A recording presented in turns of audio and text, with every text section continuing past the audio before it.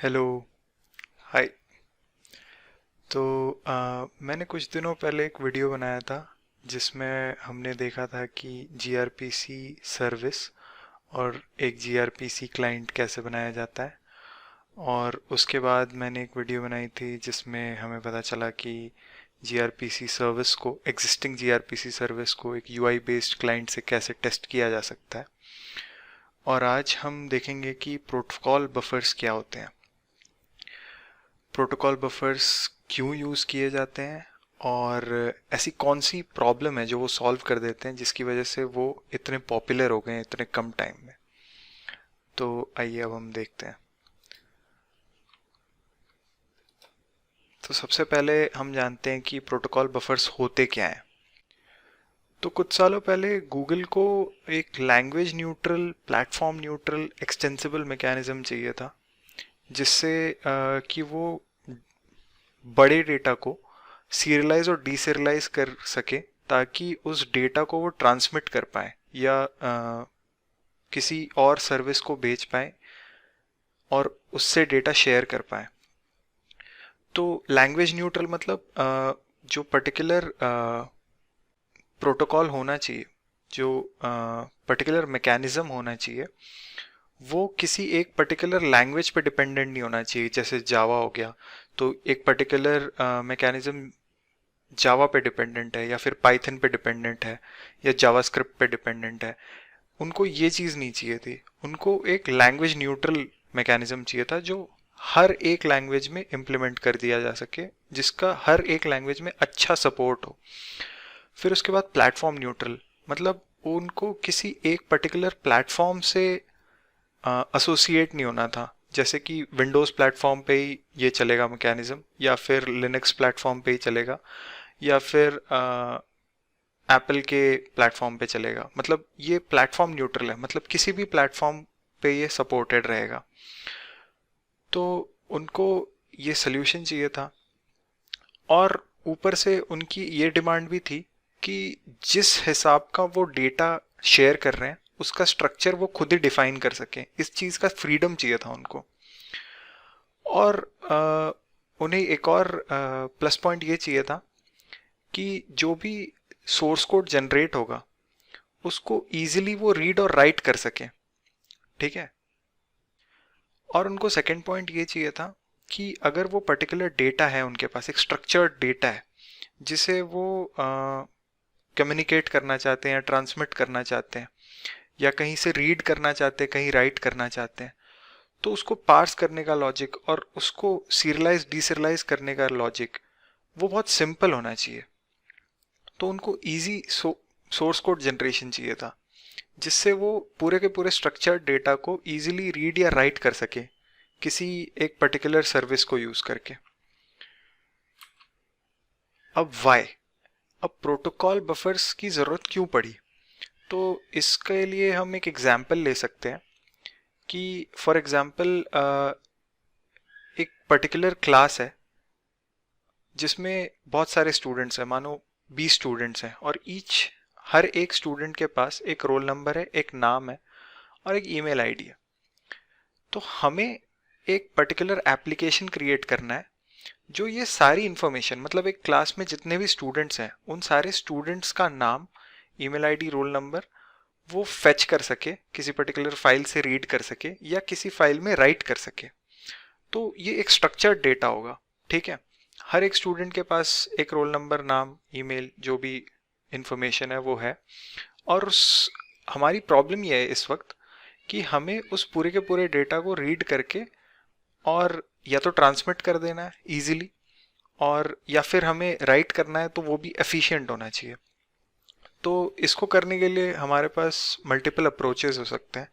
पहला अप्रोच ये हो सकता है, अब ये हम देख रहे हैं सी शार्प के पॉइंट ऑफ व्यू से, तो हम डॉट नेट कोर यूज़ करेंगे। तो देर इज़ एक उसमें बहुत अच्छा प्रोविज़न होगा बाइनरी सीरियलाइजेशन का।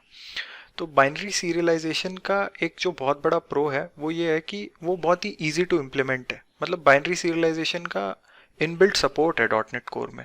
आप कभी भी किसी भी डेटा को बाइनरी सीरियलाइज कर सकते हो। अब इसके कौन सी हैं कि जैसे जैसे डेटा साइज बढ़ता जाता है वैसे वैसे ये बाइनरी सीरियलाइजेशन प्रोसेस होता है वो बहुत एक्सपेंसिव होता जाता है।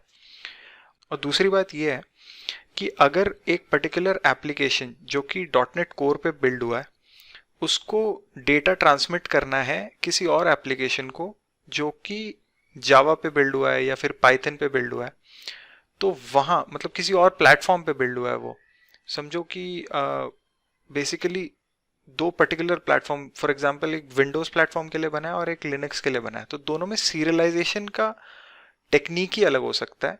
तो उन केसेस में ये पर्टिकुलर अप्रोच फेल हो जाएगा। अब ठीक है, इसको अगर हमें सॉल्व करना है तो हम एक ऐसा कर सकते हैं, जो सेकंड पॉइंट है न्यू इनकोडिंग स्कीम, हम एक अपनी खुद की कस्टम इनकोडिंग स्कीम बना सकते हैं जिसके थ्रू हम जो भी डेटा आ रहा है उसको खुद के इनकोडिंग स्कीम के हिसाब से सीरियलाइज करते जाएंगे। तो क्या होगा, वो कस्टम स्कीम जो होगी वो दोनों प्लेटफॉर्म्स में शेयर्ड होगी और वो दोनों प्लेटफॉर्म्स जो शेयर करेंगे उन्हें पता होगा कि जो भी डेटा आ रहा है उसका मतलब कैसे निकालना है। तो ये पुरानी वाली जो प्रॉब्लम थी जो हमारे बाइनरी सीरियलाइजेशन में आ रही थी उसको ये सॉल्व कर देगा और ये काफ़ी सिंपल है। बट इसकी कॉन्स भी हैं। कॉन्स ये हैं कि इसको एक्सप्लिसिटली पार्सिंग और एनकोडिंग लॉजिक लिखना पड़ेगा हमें हर बारी, और पार्सिंग और एनकोडिंग लॉजिक जो है वो रन करेंगे तो फिर वो एक्सपेंसिव होगा, उसका रन टाइम कॉस्ट होगा। अब तीसरा अप्रोच ये है कि हम एक्सएमएल सीरियलाइजेशन कर सकते हैं। इसके भी कुछ प्रोज और कॉन्स हैं। इसके प्रो में अगर हम देखें तो पता चलेगा कि ये भी काफ़ी इजी है अगर हमें data across multiple platform share करना है, क्योंकि XML का बहुत अच्छा सपोर्ट है अक्रॉस डिफरेंट प्लेटफॉर्म्स। और प्लस दूसरा पॉइंट ये है कि XML ह्यूमन रीडेबल भी होता है। बट उसका कॉन ये है कि XML काफ़ी स्पेस इंटेंसिव होता है, मतलब काफ़ी ज़्यादा स्पेस लेता है वो। और दूसरी बात यह है कि सेम सीरियलाइजेशन और D serialisation in case of XML फिर से बहुत ज़्यादा बड़ी परफॉर्मेंस पेनल्टी डालता है पूरे पूरे सिस्टम पे।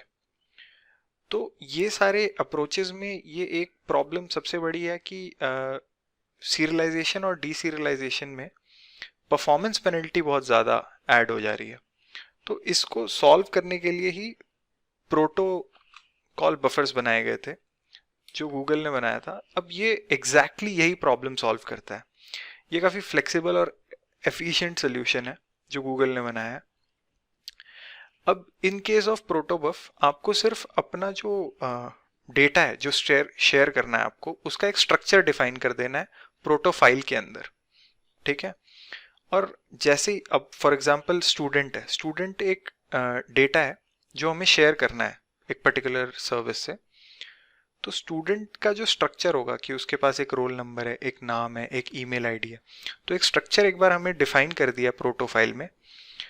उसके बाद क्या होगा कि प्रोटोबफ कंपाइलर जो है जब वो कंपाइल करेगा उस प्रोटोफाइल को, तो वो सब्सिक्वेंट C# क्लासेस रेडी कर देगा जिसमें कोरस्पॉन्डिंग उस पर्टिकुलर स्ट्रक्चर को एक क्लास में कन्वर्ट कर देगा वो, और सारे जो उसके एट्रीब्यूट्स होंगे उसकी कोरस्पॉन्डिंग प्रॉपर्टीज जनरेट कर देगा वो एज सुन एज प्रोटोबफ कंपाइलर जो है उस प्रोटोफाइल को कंपाइल कर देगा। तो वो एक इंटरमीडिएट क्लास ऑटोमेटिकली जनरेट कर देगा जिसके कई फायदे हैं। एक तो ये है कि आपको अलग से मॉडल क्लास क्रिएट करने की ज़रूरत नहीं है। दूसरी बात, उस पर्टिकुलर क्लास में पार्सिंग लॉजिक पहले से ही लिखा हुआ होगा और एनकोडिंग लॉजिक भी पहले से ही लिखा होगा, जो कि काफ़ी एफिशिएंट होगा। जो बेस्ट पॉसिबल एफिशिएंसी अचीव कर सकते हैं वो पहले से ही अचीव करके दे रहा है। तो जो डेवलपमेंट का एफर्ट है वो काफ़ी मिनिमल हो जाता है और डेवलपर के लिए बहुत ही आसान हो जाता है ये डेवलप करना। दूसरी बात ये भी है कि जैसे मैंने कहा कि जो जनरेटेड क्लास होती है, जो इंटरमीडिएट क्लास होती है, उसमें गेटर सेटर्स होते हैं, सारी प्रॉपर्टीज क्रिएट हो जाती हैं। अब इस केस में ये एक प्लस पॉइंट और भी है कि अक्रॉस टाइम अगर जैसे हम लोग जैसे कि ये सर्विस एक पर्टिकुलर सर्विस है, उसमें एक स्ट्रक्चर डिफाइन कर दिया और वो वर्क करने लग गई, प्रोडक्शन पे चली गई है। अब कुछ दिनों के बाद हमें उसमें कुछ इन्हांसमेंट्स करनी है, मतलब उसके प्रोटोफाइल उसके स्ट्रक्चर को अपडेट करना है, उसको इन्हांस करना है या फिर एक्सटेंड करना है। तो ये वो भी सपोर्ट करेगा। फॉर एग्जाम्पल अगर आपने एक साइड से प्रोटोफाइल को इन्हांस कर दिया और नए नए एट्रीब्यूट्स ऐड कर दिए, तो स्टिल वो पुराने स्ट्रक्चर को भी सपोर्ट करेगा और नए नए स्ट्रक्चर को भी सपोर्ट करेगा। तो ये फ्लेक्सिबिलिटी जो है ये काफ़ी बड़ी प्लस पॉइंट है इस केस में। अब नेक्स्ट पार्ट में हम लोग ट्राई करेंगे एक नया प्रोटोफाइल क्रिएट करने का based on our use case, which is हमें एक क्लासरूम है ऑफ लॉट ऑफ स्टूडेंट्स और हमें एक सर्विस रेडी करनी है जो कि एक स्टूडेंट का roll number as an input लेगी और उस स्टूडेंट की सारी इंफॉर्मेशन जो नेम है, ईमेल आईडी जो भी है, वो सारी रिटर्न कर देगी। तो ये हम नेक्स्ट पार्ट में करेंगे। Thank you.